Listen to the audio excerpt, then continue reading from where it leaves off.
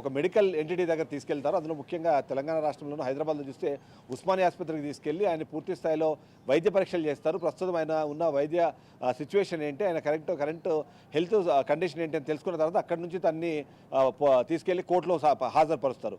హాజరుపరిచిన తర్వాత కోర్టులో ఏదైతే ఉంటుందో అక్కడ మొదటిది అక్కడనే బెయిల్కి సంబంధించి అప్పీల్ చేసే అవకాశం ఉంటుంది. ఒకవేళ బెయిల్కి అప్పీల్ చేస్తే ఒకవేళ కోర్టులో కానీ జడ్జి దానికి కన్విన్స్ అయితే అక్కడికక్కడే తనకి పూచీకత్తుతో విడుదల చేసే అవకాశం ఉంటుంది. లేదు ఒకవేళ ఇది సీరియస్ అఫెన్సు, దీని ద్వారా సాక్షులను ప్రభావితం చేసేది కానివ్వండి, లేకపోతే కేసును ప్రభావితం చేసే అవకాశం ఉందని కానీ ఒకవేళ జడ్జి నమ్మితే ఆయన్ని రిమాండ్ తరలించే అవకాశం ఉంది. బట్ ఆయనకి సెలబ్రిటీ స్టేటస్ ఉంది. బట్ ఈ కేసు బుక్ అయిన నేపథ్యంలో ఆయనకి రిమాండ్ ఇస్తారా లేదని ఒక ప్రశ్న ఉంటే, బట్ రిమాండ్ తరలించేందుకే మొత్తం ఏర్పాట్లు జరుగుతున్నాయన్న సమాచారం అయితే మన దగ్గర ఉంది. అంతేకాకుండా ఇప్పుడు ఇక్కడ నుంచి మెడికల్ టెస్ట్ తీసుకెళ్తున్నారంటే కంపల్సరీ ఆయన్ని జడ్జి మీద ప్రవేశపెడతారు. అయితే ఇదే సందర్భంలో రెండు రకాల ప్రయత్నాలు అయితే జరుగుతాయి. ఒకటి క్వాష్కి వెళ్ళొచ్చు, లేదా రిమాండ్ రిపోర్ట్ని రిజెక్ట్ చేయమని అడిగే అవకాశం కూడా వచ్చు. దాంట్లో ఈ సెక్షన్లు ఏవైతే ఉన్నాయో అట్రాక్ట్ అవుతాయా లేదన్నది అల్లు అర్జున్ సంబంధించిన లాయర్లు అక్కడ వాదించే అవకాశం అయితే మనకు కనిపిస్తుంది. రైట్, ఇందాక మీరు అన్నట్లుగా ఇది రాజకీయ కోణంలో అయితే చేస్తున్నట్లు కాదని మీరు చెప్పారు. అదంతా జస్ట్ మిత్స్ అని కూడా మీరు చెప్పారు. కానీ మనం ఇంకో వాదన వింటున్నాము. పుష్ప 1లో పుష్ప 2లో అసలు తగ్గేదే అంటూ పోలీసులకు చుక్కలు చూపించిన అల్లు అర్జున్ తీరా కట్ చేస్తే నిజ జీవితంలో మాత్రం పోలీసులు పుష్పరాజ్కు చుక్కలు చూపిస్తున్నట్లుగా మనం చూస్తున్నాము.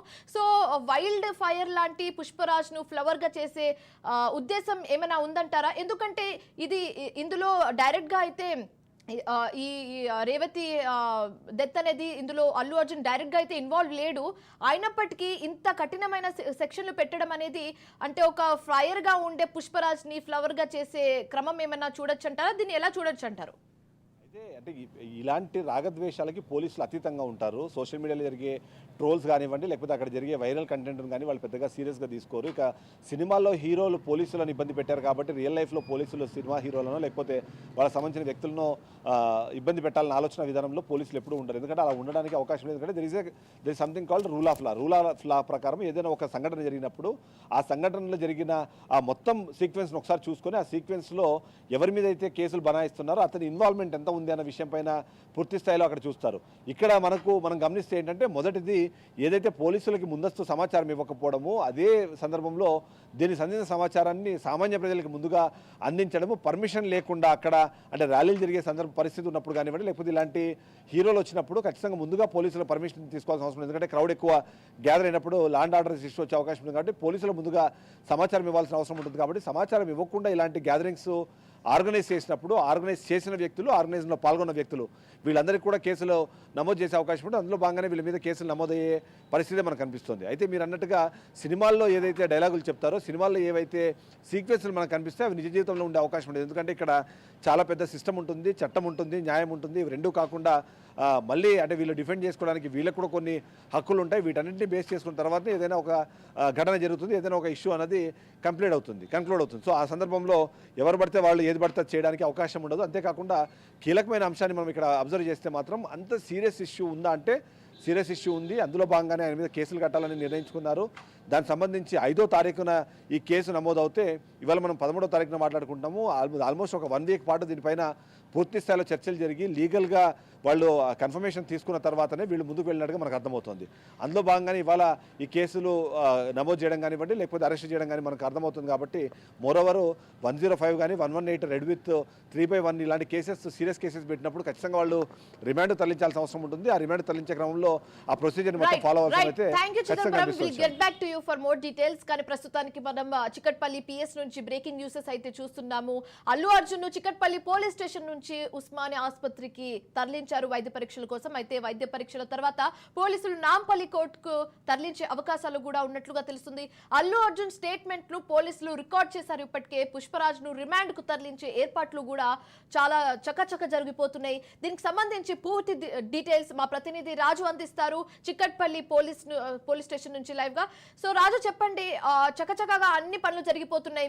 హీరో అల్లు అర్జున్ ని ఆయన నివాసం వద్ద నుంచి అరెస్ట్ చేయడం, చిక్కట్పల్లి పోలీస్ స్టేషన్ కు తరలించడం, విచారణ చేయడం అండ్ అదే విధంగా మనం ఇప్పుడే తాజా సమాచారం విన్నాము, ఉస్మానియా హాస్పిటల్ కి తరలించడం చూస్తున్నాము.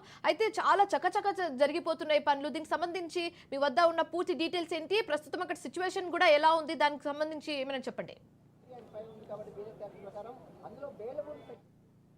చిక్కడపల్లి పోలీస్ స్టేషన్లో హీరో అల్లు అర్జున్ను విచారణ చేస్తూ ఉన్నారు. ముఖ్యంగా రిమాండ్ రిపోర్ట్ను కూడా పోలీసులు రెడీ చేస్తున్నట్టుగా కూడా మనకు తెలుస్తూ ఉంది.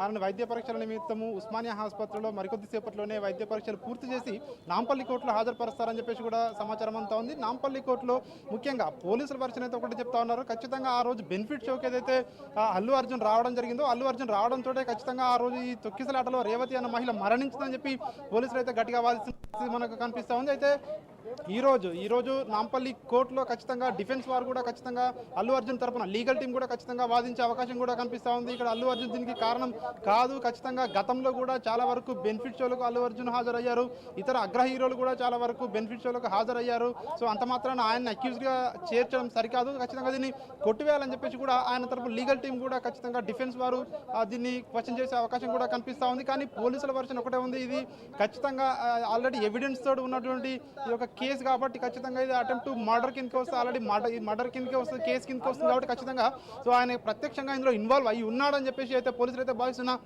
పరిస్థితి కనిపిస్తూ ఉంది. కాబట్టి సో మరి కోర్టు ఏం చెప్పబోతుందా అనేది ఒక ఉత్కంఠ అయితే కొనసాగుతుంది. సో కోర్టుకి వెళ్ళిన తర్వాత ఆయన రిమాండ్కి పంపిస్తారా లేదా ఉత్కంఠ అయితే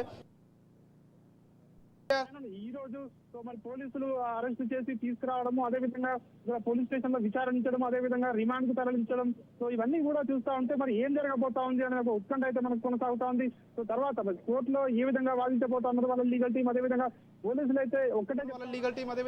పోలీసులు అయితే ఒక్కటే చెప్తా ఉన్నారు, ఖచ్చితంగా దీనిలో అల్లు అర్జున్ ప్రత్యక్షంగా ఇన్వాల్వ్ అయి ఉన్నాడు. సో ఖచ్చితంగా దీనికి అల్లు అర్జునే బాధ్యత వహించాలని చెప్పి కూడా చెప్తా ఉన్నారు. మరోవైపు వాళ్ళ ఫ్యామిలీ ఆర్థిక చేశారు కాబట్టి కూడా క్వశ్చన్ ఉత్పన్నమైనప్పుడు అది ఆర్థిక సాయం చేశారు, అయినప్పటికీ ఆర్థిక సాయం చేసినంత మాత్రాన ఖచ్చితంగా కేసు నుండి తప్పించుకోలేరు అని చెప్పేసి ఇప్పటికే లీగల్ గా